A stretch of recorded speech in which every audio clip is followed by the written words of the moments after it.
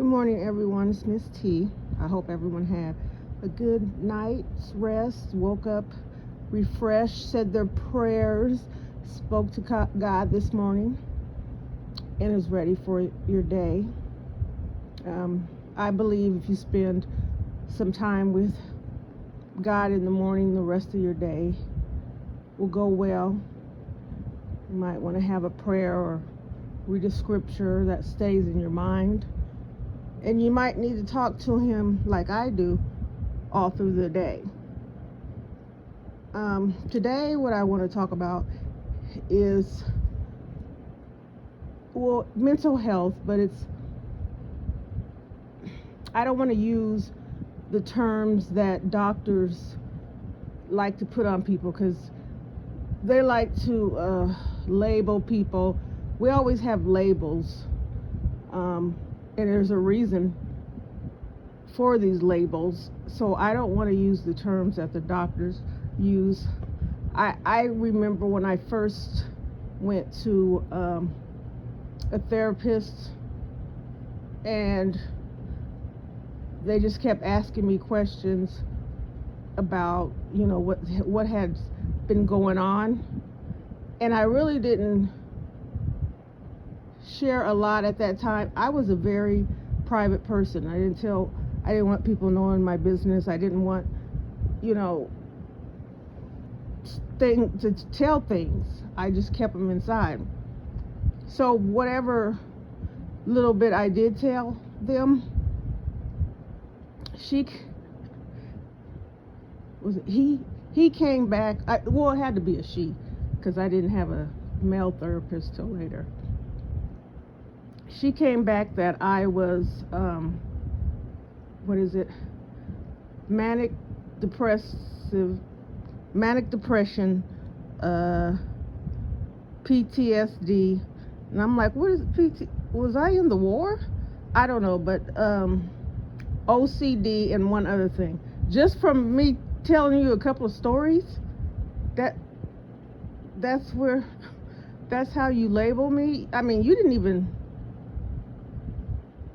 interact with me as far as watching my personality or how I interact with people or whatever. I could have been making up a bunch of stuff just to get pills. I could have went in there and said, I hear voices, or so, just anything. You're going to take. I didn't understand that. So now you have a label.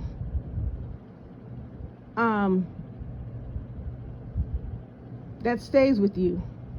I'm pretty sure it is in my medical chart that I'm all these things that I'm not. I do believe I went through a lot of depression, and I did believe I had OCD. I know that for sure. That's just like, and that consumes your time. It makes you depressed. So I couldn't function in a dirty house. My house has to be clean, and I had to smell bleach and Pine Sol, and I couldn't stand to see fingerprints on glass. Else I'd go crazy. And that's not normal. It really wasn't. So when I had to realize that I am wasting my time focusing on this when I could be focused on other things now. I still, you still need to keep your house clean, but just the fact that you're putting this in front of everything. I was dating my ex-fiance, and I told him I was going to cook him breakfast, but I had to clean first. And by the time I got through cleaning, it was darn near almost dinner. And he used to just be like, what is wrong with you? It's fine. It looks fine. The rug's fine there. You don't have to turn it around to see. It was a mess, and people who go through what I was going through know what I'm talking about. I have learned to live in mess, If my house is a little lived in, I have learned to live in it and, eventually get it clean. I don't let it take over my whole life. As far as depression, I might get a little depressed every now and then. Everybody feels a little down sometimes, but I don't wallow in it. Poor me, I'm alone. I can't, where is everybody and what can I do? And so if I do get out and do things that I like to do or love to do, that would stop me from feeling that way. So just don't allow them to label you, and then it seems like they'll label you and then you act the way what they label you as. If you know you're not I don't know, if you know that you're not let's just pick one, autistic or whatever, don't go and read the signs, and because we do that too. Yep, that's what I do. I do that too. I do that, and then you become what they call you. We've been labeled so many things. They're always giving us labels. We used to be called colored, Negro. They all, and then we would answer to these names, and then allow them to treat us as whatever they make this name up, and we accepted them. Now we were called militants. We were called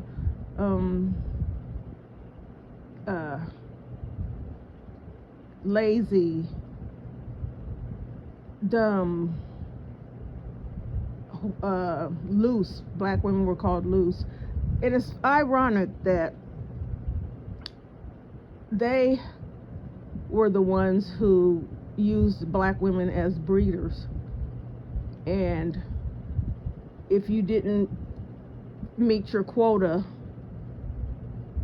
of breeding, there were consequences.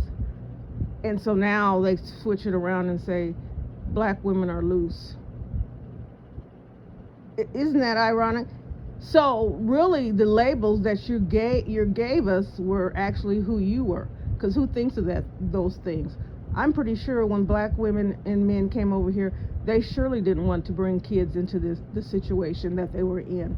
Matter of fact, there's stories of women that would find herbs and things to not have to bring babies into. They seen how they were treated, seen how life was. Who would want to have a child suffer that way? But yeah, they did everything they could to label us, to make us feel like we were whatever label they called us. And that was all a plan. If you, like I said, if you get called the same thing over and over and over again, you start to believe it. So I try hard not to be the label that they have given me. Doctors, society, black women are evil and have a big mouth and act ghetto and just all those things. I have never once heard them call, I don't know what labels, if there's labels that they call Caucasian women, they must be good words, because I've never heard any controversy over that. They just focus on us, and so we become different things at different times. Whether you choose to accept that, that's your choice. But the only label that I will accept is that I'm a child of God. And He's the only one who can tell me what I am, since He made me. So I don't accept any other label. You can't tell me what I am, because what I am, you might be worse. Just because you're a doctor doesn't mean you don't go home and take a bottle of alcohol and drink it down and do that every night. You're a human being. You just chose this as your profession.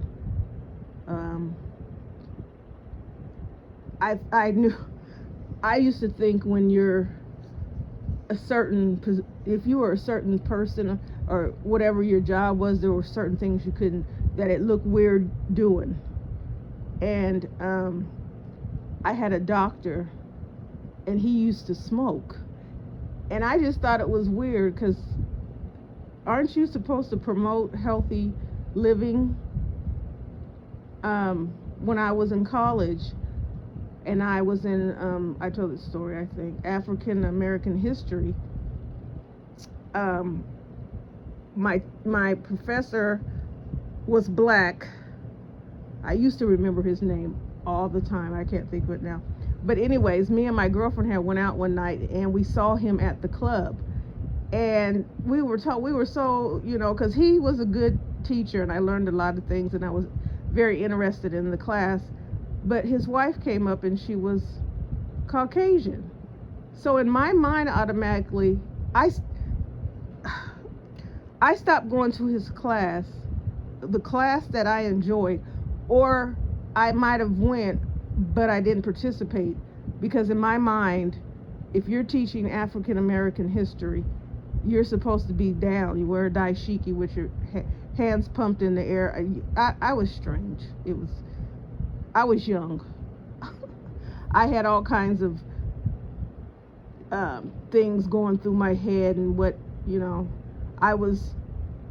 I grew up in a small town that was dominantly white, so my identity was kind of all mixed up. I went to school with all white people, so I didn't like get in trouble in school. We did have we had the class bully. We had one, and it's so funny because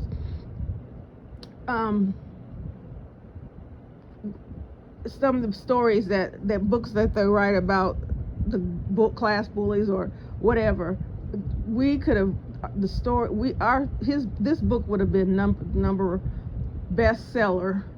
This boy got us in trouble almost every single day, and we were in junior high. No, actually we weren't. We were in elementary. He was doing stuff that the teacher would go out the room, and he would go over and throw all the books out the window, and then everybody would sit down. Then he would sit down, and then the teacher come in and say, "What's going on here?" And everybody start laughing. He got us in trouble every single day. And I don't know, I believe that we all got in trouble because I guess we were supposed to tell or confront him and tell him not to do it.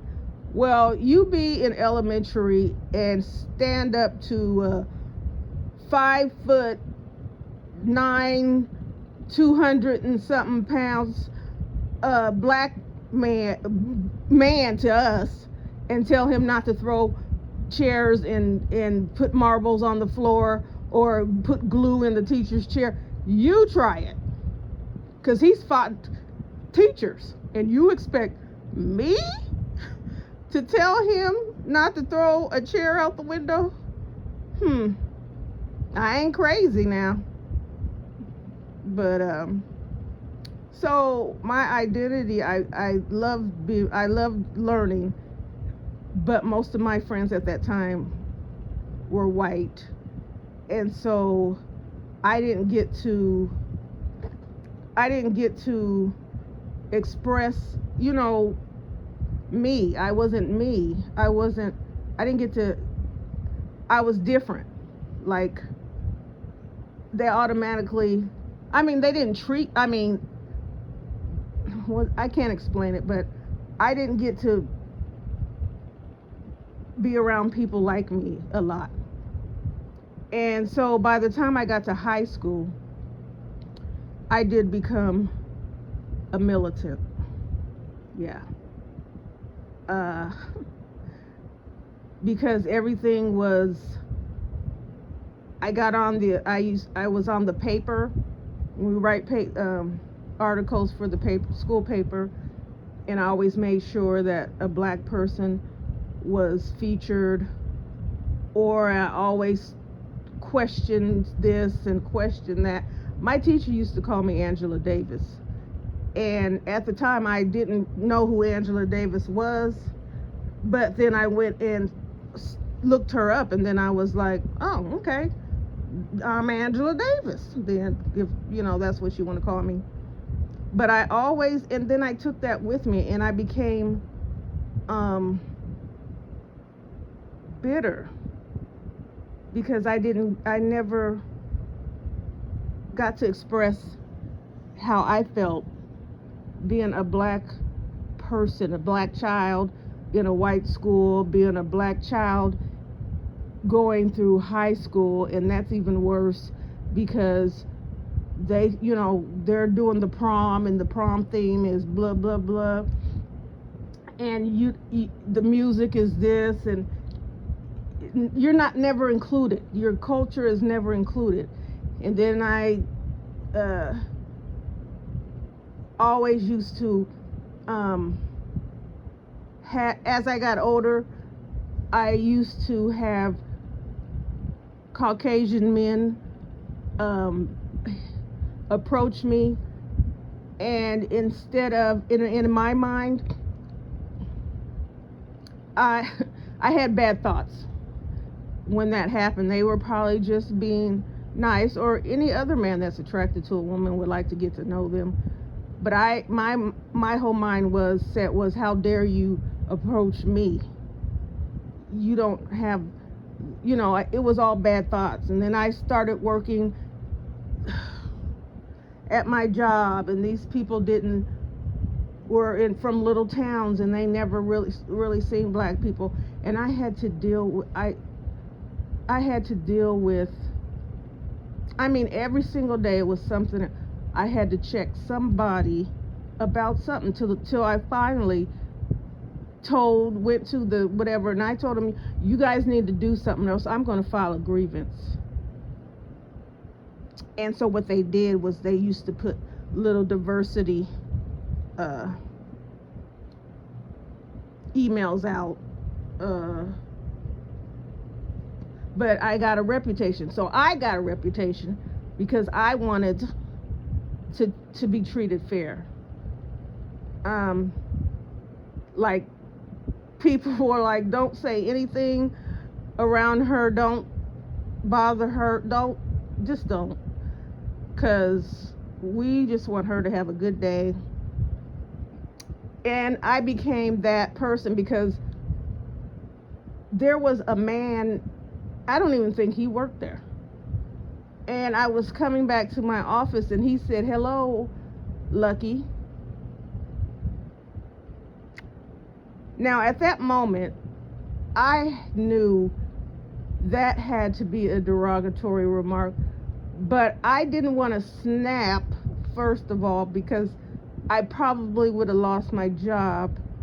And so I went back and I looked that up, and yes, of course, that was a derogatory remark.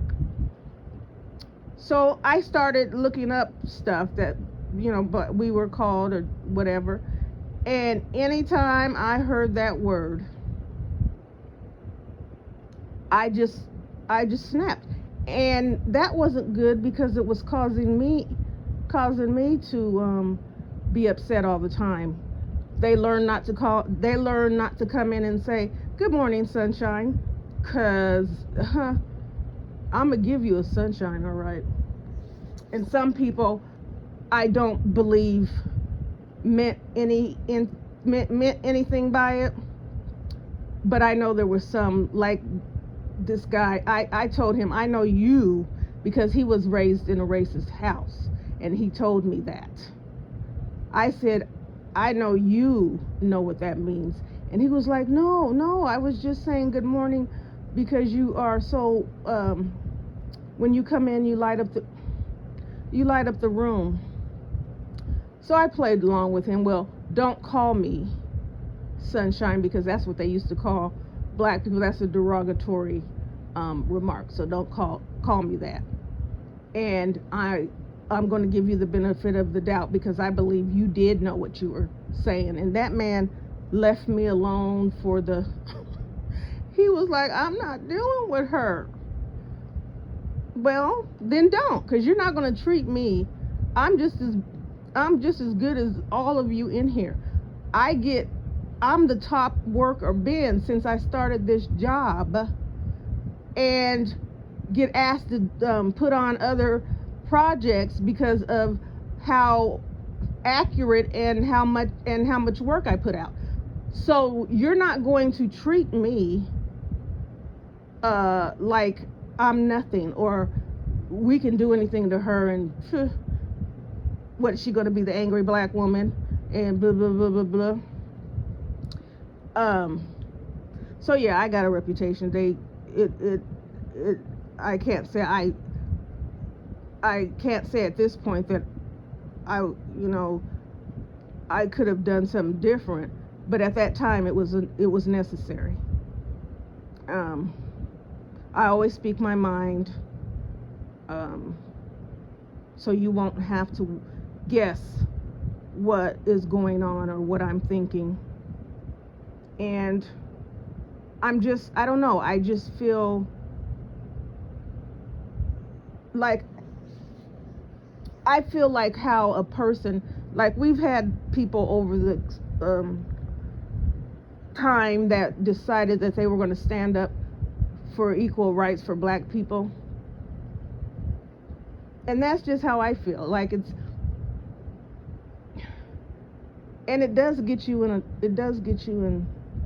causes you to get in situations but you can't help it. And so this is how I think about what made my favorite person, who I love his speeches. I love how he brought black people together, how he knew what he was doing. He knew he was going to be unalived, but that didn't stop him. And that was Fred Hampton. I love him. He makes me, when I listen to a lecture or something that he was talking about, it gives me strength, or it energizes me. It's like, don't let them put you somewhere that you're not. Since we've been here, or since we've whatever, not going to get into that, they have been trying to get to eliminate, make us weak so we don't fight back, or just put us in a circle or cage and don't let us out of there, with different laws and different things. And that has been since day one. Still don't want us here in 2025.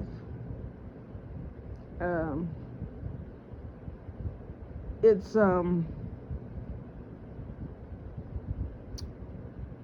just the way you can feel sometimes when you're around them. You see them at the grocery store or whatever, just the way that you can feel the energy of some people. Now I'm not saying all, because it's not all, but just a few can even make it feel like the whole world. And so why it bothers me so much that black people are always tearing each other down or unaliving each other is because you're doing the job. You're helping. You're doing what was supposed to be done to. So now we can just sit back because they're gonna unalive each other, and then they're gonna, we won't even have to worry about it, and then we're gonna lock up the rest of them, and then we're gonna do this, and then there'll be women left to raise kids by themselves, and they're not gonna have any help. They have to make decisions that they shouldn't have to. They're going to have to make sacrifices that they shouldn't have to do. They're going to become overwhelmed and go and get help, and then we're going to label them. And then anytime we want to say that they're unfit to take care of their children, we're going to pull out these labels, take them to court. Do you not see the plan? And that might not be the plan exactly as I said it, but there's always been a plan. What do you do when you take a group of people who have been beat down and can't find a job and live all stacked together, and crime is at the highest, and you take a bunch of drugs that they knew nothing about and put it in their community? So now we have a bunch of people who have been beaten down, stacked on top of each other. Crime has been at a high rate, and then we keep them doped up, and some of them will not make it, and the others will spend the rest of their life trying to fight an addiction. What do you do when you see a group of people, men, who care about their community, and so they got together and they wanted to make sure the little kids had breakfast so that they could learn better at school, and they wanted to take care of one another, and they would march and they looked strong. The part in Malcolm X when Denzel had all of them lined up in front of the courthouse, the jail or whatever, and he just put his hand up and then moved his finger, and they all walked, and he said that man has too much power. That is true. That is so true. That's why every man who stood up, they're gone. They don't want you to get motivated or they don't want us to come together. And I say it all the time, if we were together,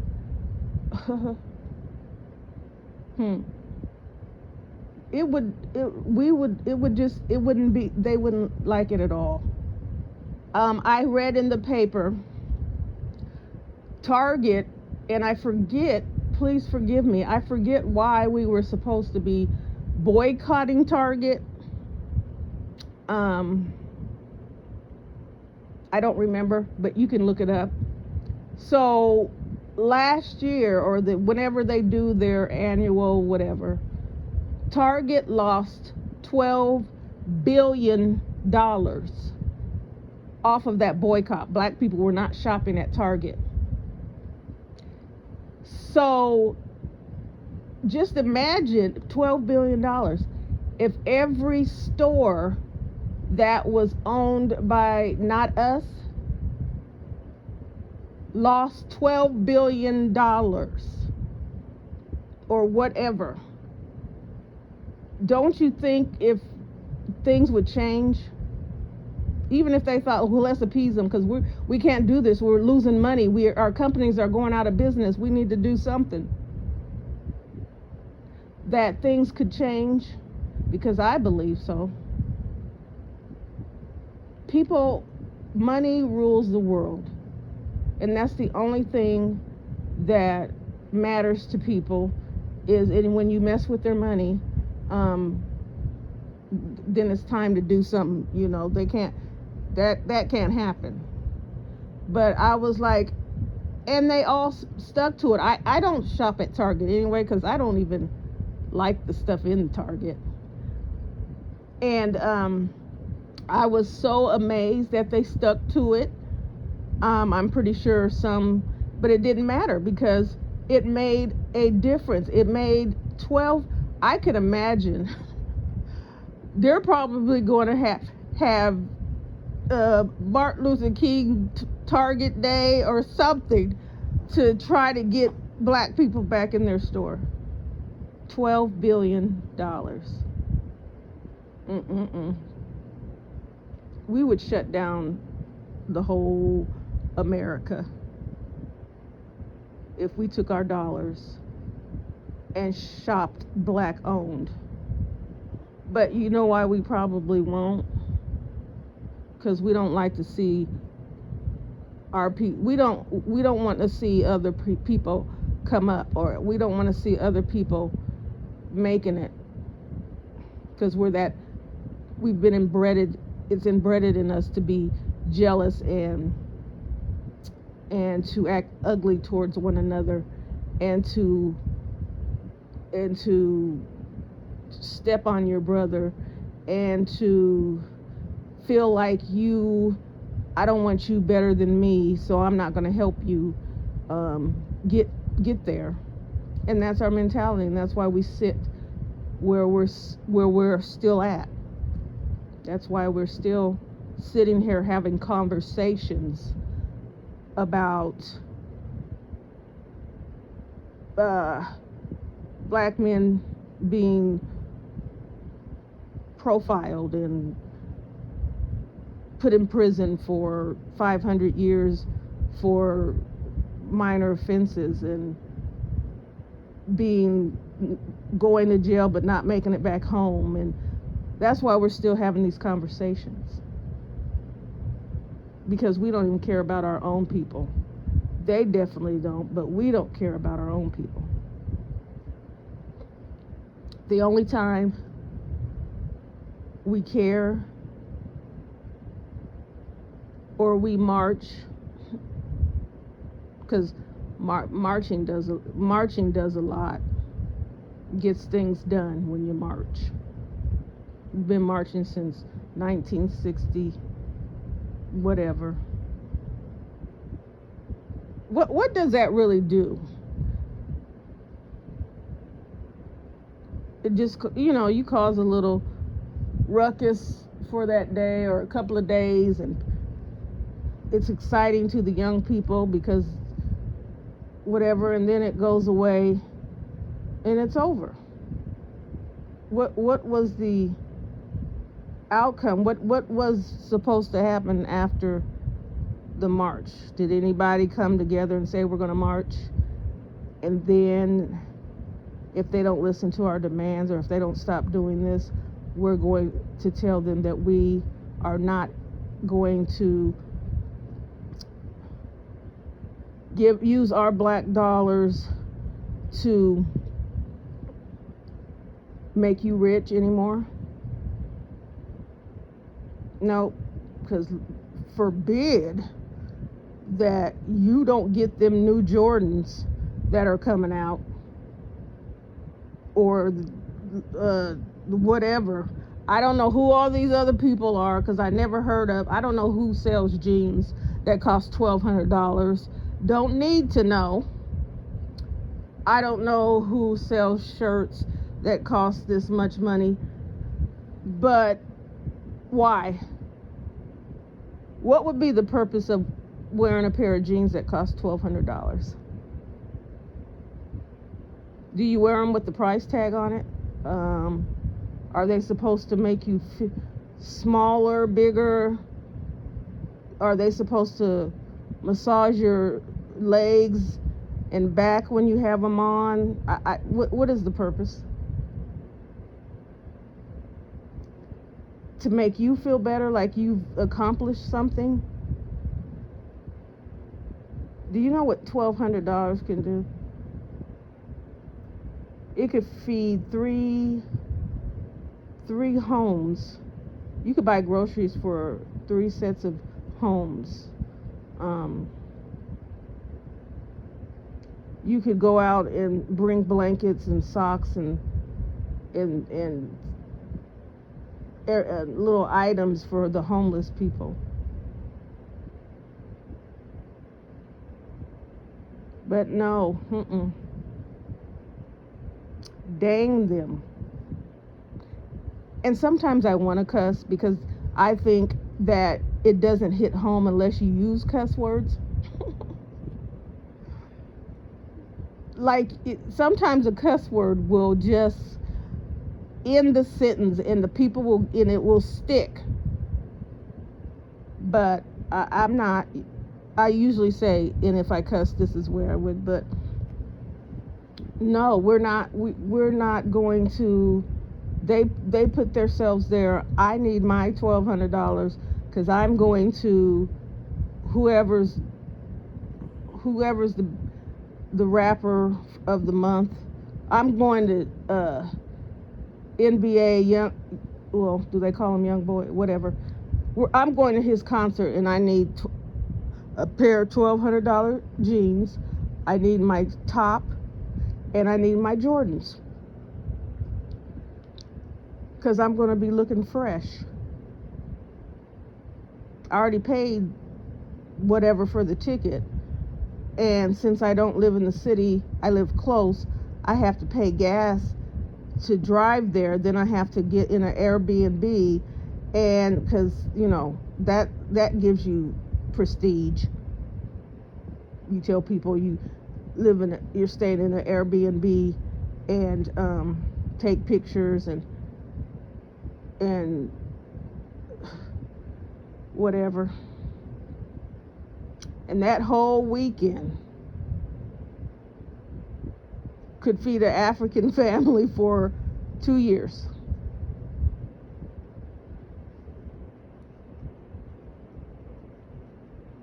Where we started. Where they ravished and took away the land and made them a stranger or an unwanted people in their own country. How many countries do you want to take over? You mess up every country that you inhabit.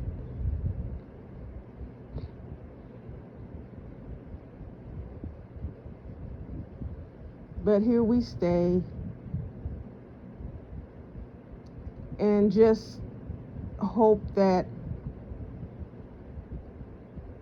we just get that good job and be able to afford or be able to not afford, because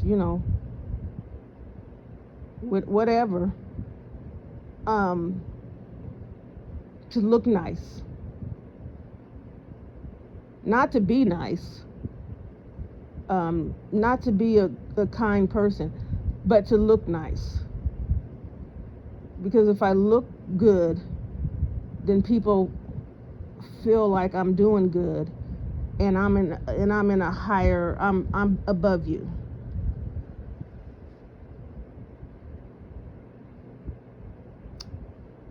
So when I hear stories about people getting upset because they're tired of seeing black women going to the store with their bonnets on and whatever,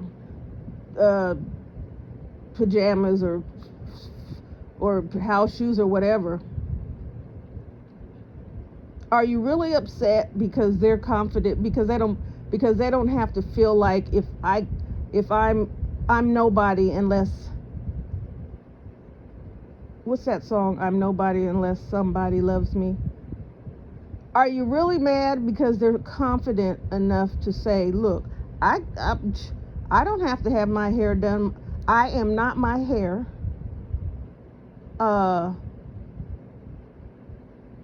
You want to say it's because it's embarrassing, or it's something. It's embarrassing to go and unalive somebody that you don't know, or to unalive someone who you really wasn't going after. They were just in the wrong place at the wrong time. That's what you should be concerned with. Not that Takesha has on a bonnet and she's walking around with house shoes on. If that's what Takesha wants to do, that's her business. Because she don't care what label you put on her. She's going to live her life. She don't care if black men say she's ghetto and this and that, and she don't care. Because black men like to put labels, but they don't label themselves. They like to put labels on women. Women have to have a higher standard in order to be accepted. Now, if you're a black woman and you're driving a nice car, you have your own home, you got a good job, you keep yourself up, or whenever they see you, you got your hair done and you're dressed nice, you got a Louis Vuitton bag, you're whatever, you've made it, girl. You are somebody.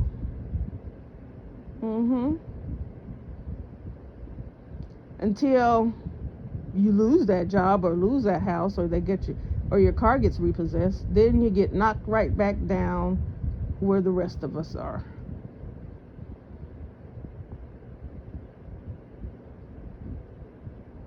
Why let them label you? Because that is not, a person is not what they acquire, what they have. A person is your character is who you are.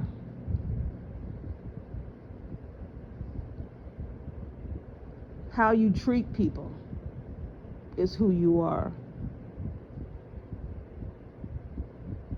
There is nothing worse than a pretty ugly person.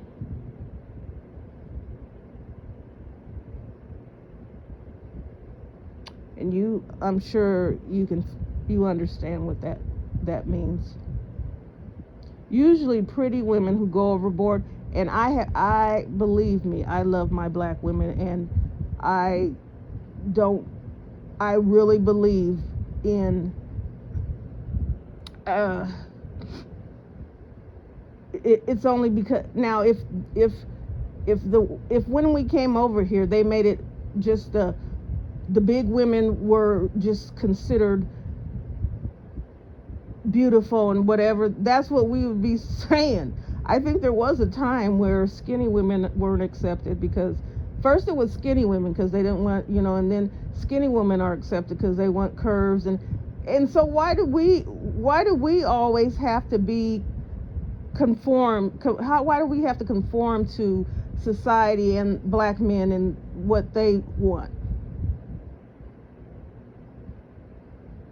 If you don't love me because of who I am, or accept me for who I am, whether I'm 277 pounds or 55 pounds, whether my hair flows down the back of my shoulders, or whether it's curled up and tapered to my head, then I don't want you. I don't want you to love me.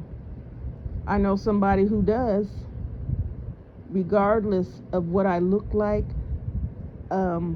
He loves me for the inside. He looks in the inside. Because if you can be beautiful, is that going to get you to heaven? Does it say somewhere in the Bible all the beautiful women will be able to stand in one line. We're not going to judge you. We're just going to take you on. You're just going to go to heaven.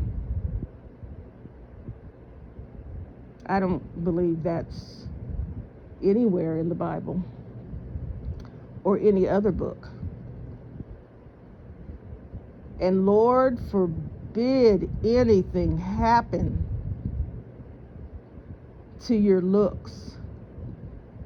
I listened to a woman on YouTube, and I'm going to do an upload about that too.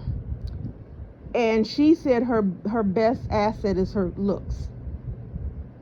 She didn't say that I like to, help people, or I can sew and make blankets for homeless. She said her looks. Now, that can be up for debate.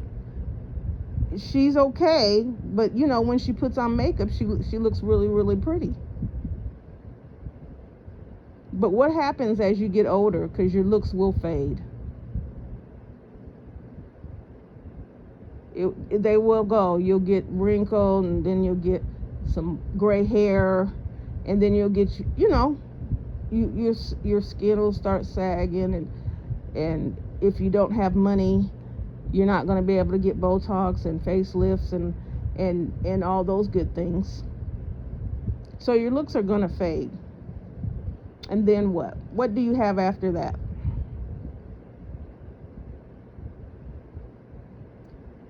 How are you going to, what are you going to, what's going to bring you happiness after that? Because right now you can dress up and put your makeup on and go outside and have men, follow you around or ask you on dates, and you just think that's the greatest thing in the world. But what happens when you don't turn heads anymore? Or, because your heyday is over. You don't have any substance on the inside, so you know what's going to happen. And it happens all the time. You're going to internalize, you're going to feel inferior, you're going to feel ugly, and you're going to look back on your life and see that you weren't such a good person, or you might be sitting home without a husband because you thought you were too pretty for anyone to, or you might be alone because you don't have any friends, because you thought, you didn't need them, because you're going solo. You know what I mean. So it really, when they say it's really what's on the inside, is the truth. I mean, you can't help the way you look. You were born that way. But it doesn't, however you think, or however society, whatever label society puts on you, as long as you feel beautiful on the inside, that's what matters. Because your whole being is not what's on the outside. It's how you treat people, what you have accomplished, how you want to be known, how you want to, if you're helpful, you love to help people, you care about your community, you wake up in the morning and you smile and say good morning to people that you see, and people really, you're judged by your character or what you do. People will know, but people take notice. If you're just a bubbly person and you try to be nice to everyone, and they'll know you. They'll know you by your fruits, and that's in the Bible. God did not say go out and look the best you can. He said go out and spread his word. And you can't spread his word if you're worried about a hair being out of place, or your eyelashes are still on, and I'm not downing anybody. I love my sisters. I put on makeup when I want to, but that's not my whole life. I don't care if I go somewhere and I'm not the center of attention. I don't care if another woman is getting all the attention. Who cares? I'm not here to be marketed off. I'm not for the highest bidder. I'm probably somewhere trying to look at the art on the wall and try to figure, I always wanted just to try different stuff. Let me try to paint, or let me try to do something just to know different things. I've always wanted to sew, and always said I'm going to get a sewing machine because I still would love to learn how to sew. I love to write poems and short stories and books, and just expressing what's inside and how you feel, and I know there are women, men, I know there are who are just like me. I know, because I know some of them, and I know some of them on here, that they just have so much inside that it's bursting to come out. Like if a black man loves to write poetry, the first thing that they're going to call him is any bad name that they can think of. That's what they're going to call him, until that man's poetry becomes great and he's making money off of it.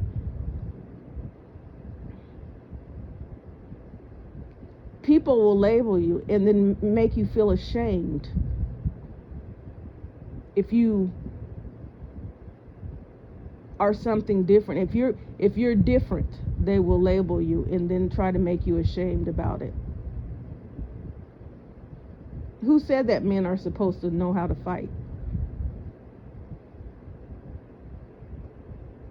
Maybe they don't want to fight. Maybe they're the type of person who can use their mouth to end conflict. Did you ever hear of Martin Luther King getting in a fight with someone? Did you ever hear about Malcolm X throwing fists, throwing bowls at his enemies or anything like that? Did you ever hear about Fred Hampton fighting in the street? No, because he was using his knowledge and his tongue and his mouth to express, to teach, to inspire, to let people know that you are important just as well as anyone else. We weren't the ones who were contributing the violence. What's wrong with a man doing speeches and telling people to stand up and come together and be treated fairly? What is wrong with that? That he had to lose his life. Mind you, with the help of his good friend.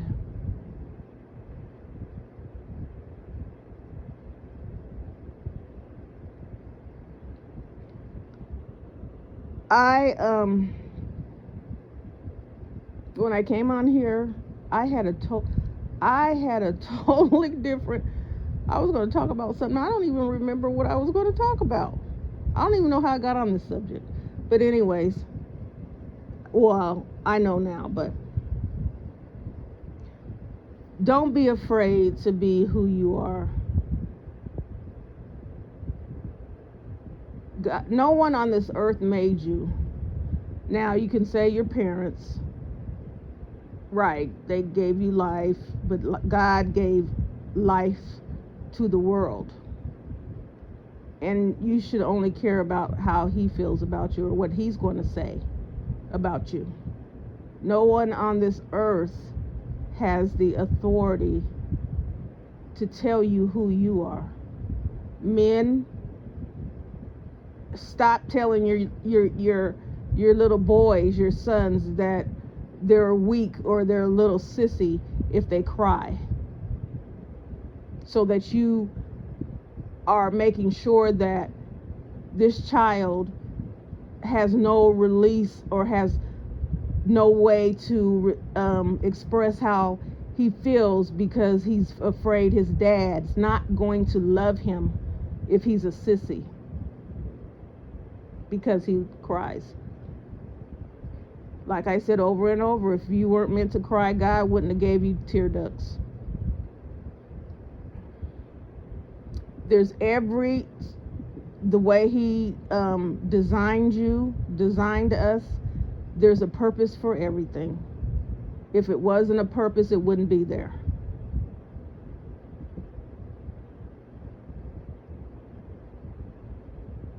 We put the label, so there's another label.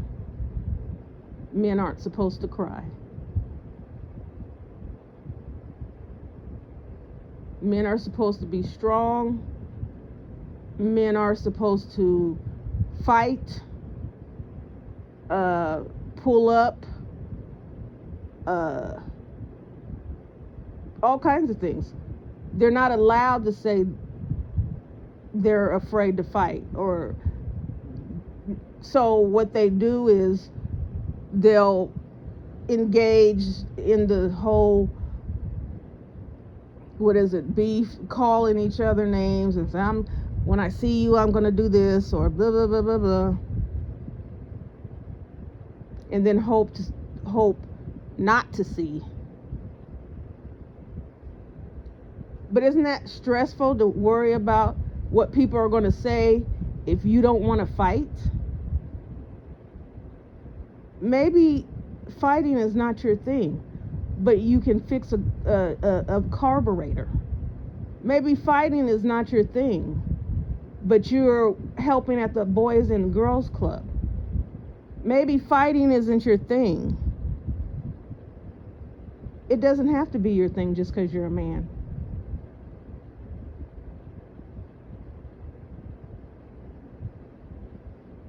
Now, I understand in this day and age that it's probably, you're probably going to come across a situation where you might have to do that. But if you get in a fight and someone gets the best of you, someone has to lose. You're still here. You're still alive. And most times fights are over the most ridiculous.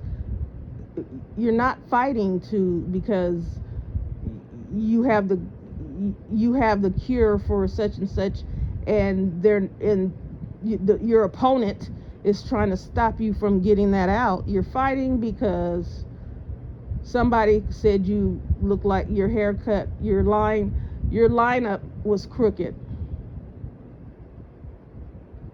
or talked about your car, said something about the car that's your prized possession. They said something about your car, so now you want to fight.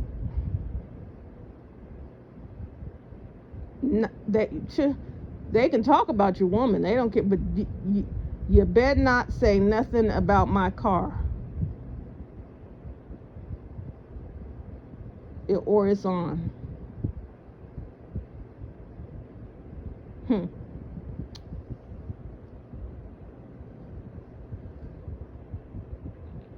I don't know, these last days are going to get worse because God already told us that's what it's going to be, worse. But he also said that there's going to be a moment of peace where everything is calm, and it seems like, things are being turned around, and maybe this world can be a good place to live in, because Trump I don't know what they keep saying, make it great again. It was never great, ever. So you mean make it great, period? I'd like to know when it was great.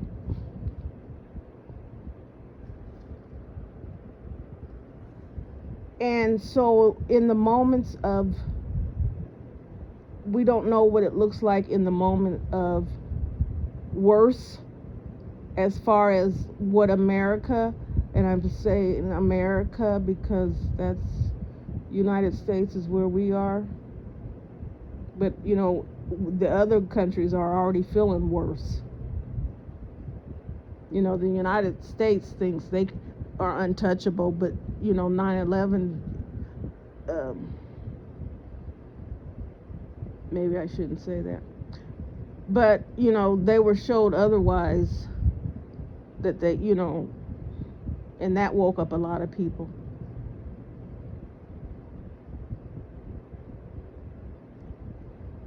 You can't be bullies. You can't just run over people. They get tired. People get tired of being bullied, and that's why they snap. If a child is being bullied, and just, they snap. I mean, no, they shouldn't do what, going to school and do what they're doing. No, they shouldn't. Absolutely not. But you should teach your child that you're not at school to be a comedian. You're not at school to make somebody's life miserable. You're not at school to smoke cigarettes or vapes or whatever. You're at school to learn. And learning is all that you need to be doing.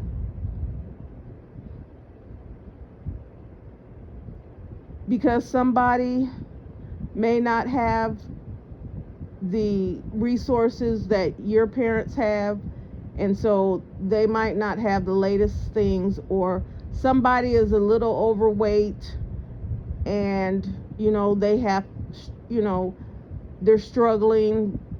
They shouldn't be afraid to come to school to get an education, because somebody's going to call them names all day long, or do something to them. And when do we get, and I blame the parents. Sure do. Yep. Sure do.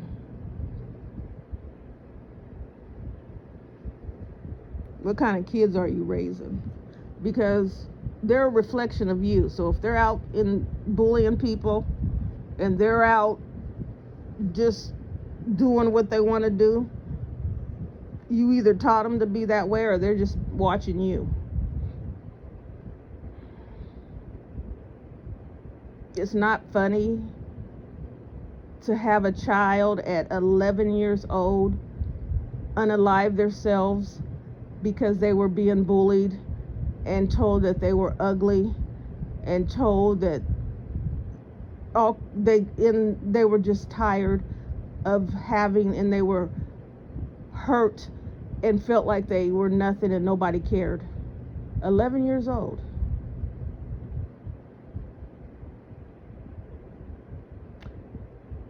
But this is the world that we live in. This is the world that we've made. This is the world that if you don't have anything, if you're not rich, you're nobody. Absolutely nobody.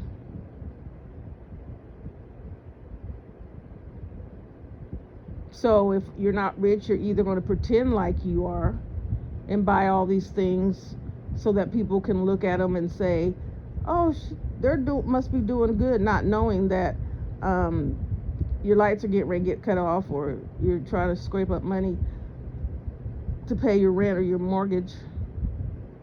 But as long as people look at you and say you're doing great, that's all you care about. But when you understand what God has for you, you don't worry about those things. Like I said, I can drive my car. I drove my car with a hole in the door and didn't give a darn. Oh yeah, I could have went out and got a brand new car. But my car was paid off. So I decided I didn't want a car payment. I had a car payment for years. I finally paid my car off. It's just a little hole. My engine's fine. I'm going to drive this car until I can't drive it no more. And actually, I did go get years later, I went and bought a new car, and they wanted me to trade my car in, and I said, no, I'm going to keep it.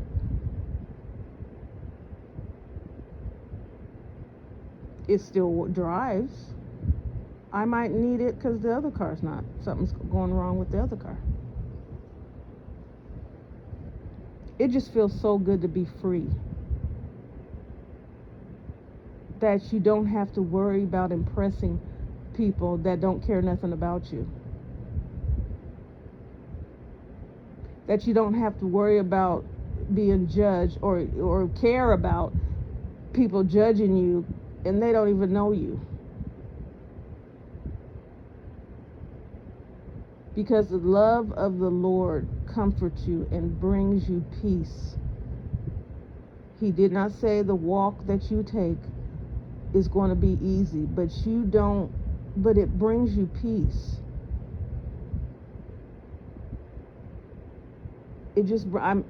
I have such peace, and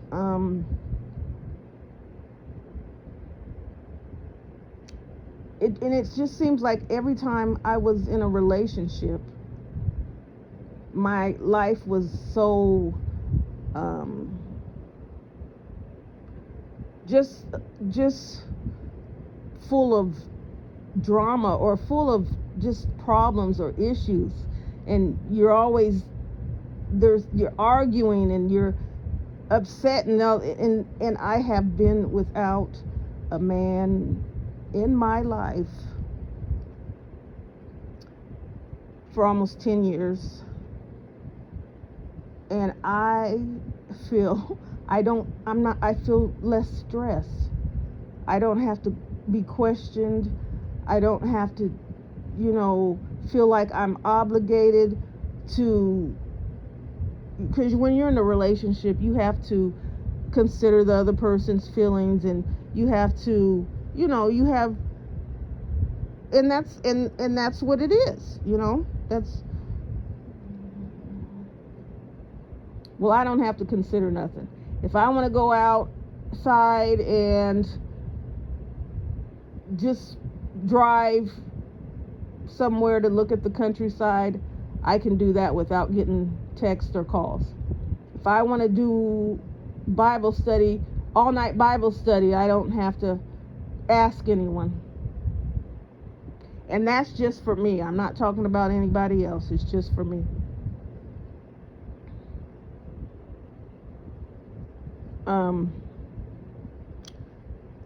I guess that's all that I have to say. I hope everyone has a blessed day, rest of your day. I hope that you sit down and think about what type of person that you are. Do you feel good about yourself when you look in the mirror?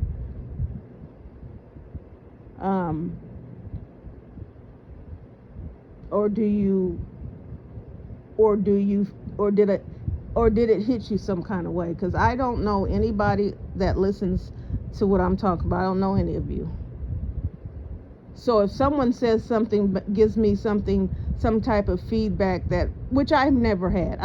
I've only had one comment, and that was when I first started, and I just think that person was being funny.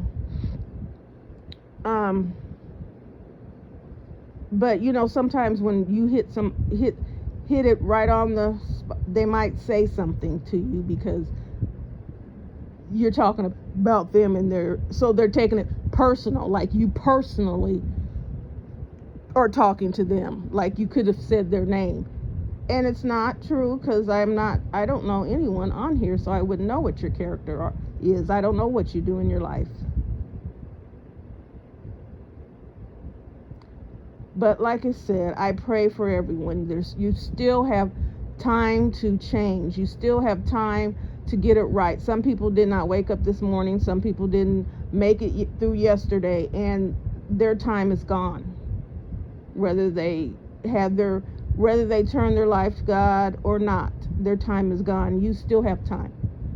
You still have time to make a right decision that will affect the rest of your life, that will determine if you're going to live eternally or if you're going to be damned.